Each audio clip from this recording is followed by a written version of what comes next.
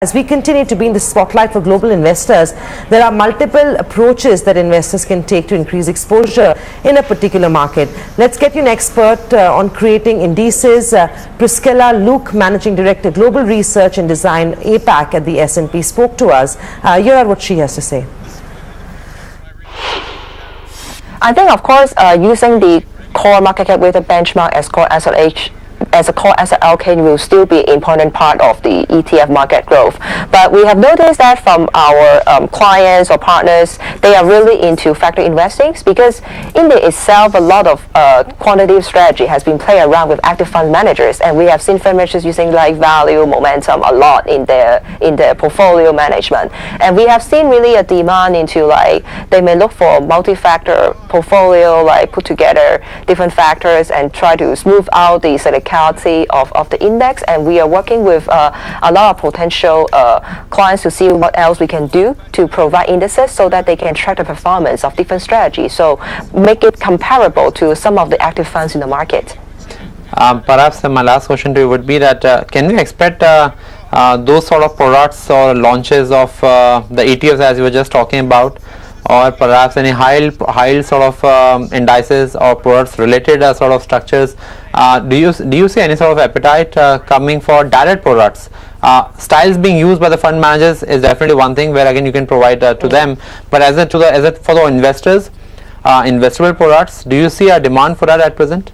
I think there's definitely a demand on the ETF market because only it's done in an ETF format, retail investors can buy it easily. And we have actually seen increasing number of ETF in India too. Like we have seen now some factor ETF and sector ETF as well. We see it is in a growing path, and also we have seen the government have been using ETF in their investment or their core asset allocation. That's definitely helped to make more investors understand the availability of ETF in the market. And we have seen a lot of market participants, they are really into putting more products, ETF product in the market to help service the investors here. One question I just want to ask, with the rising AUMs again, because AUMs are rising continuously, it has been a huge change in the last almost 18 months. Yes. The curve again in terms of investment again has picked up. What's your own observation on rising AUMs perhaps in terms of smart beta investing here? How basically that could be shaping up?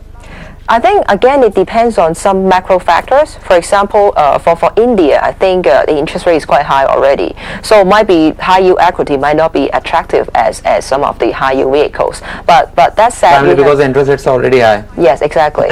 But on the other hand, we have seen like smart beta. We have still seen like in some of the research paper, we find that factors like low vol and quality has been outperforming the market in the last 13 years. And we have also seen like momentum can be a good combination with low vol. We have done analysis, and naturally we feel like for India, momentum, a combination of low vol and momentum can be a good combination. It's quite interesting. Yeah, it is quite good performance, and that's why if this kind of strategy can be put together or shaped up in certain ETF format, definitely going to help some investors who want to capture this kind of alpha using a vehicle, ETF vehicles. So it's only a combination of low vol and momentum, or you're saying that quality, low vol and momentum?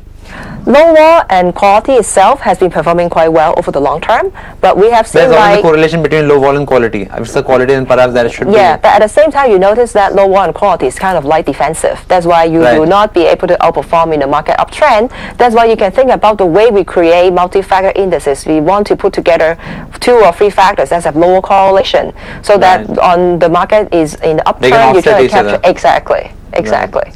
That will be some interesting product, and we have seen more products like that listed in the US, and we have seen in Asian market, including India, our clients which are interested in factor investing, rather than looking into single factor, they actually see the benefit of doing multi-factor because they have seen like only single factor might suffer for some period, depends on the cyclicality. That's why multi-factor is really, we have seen a lot of interest in here.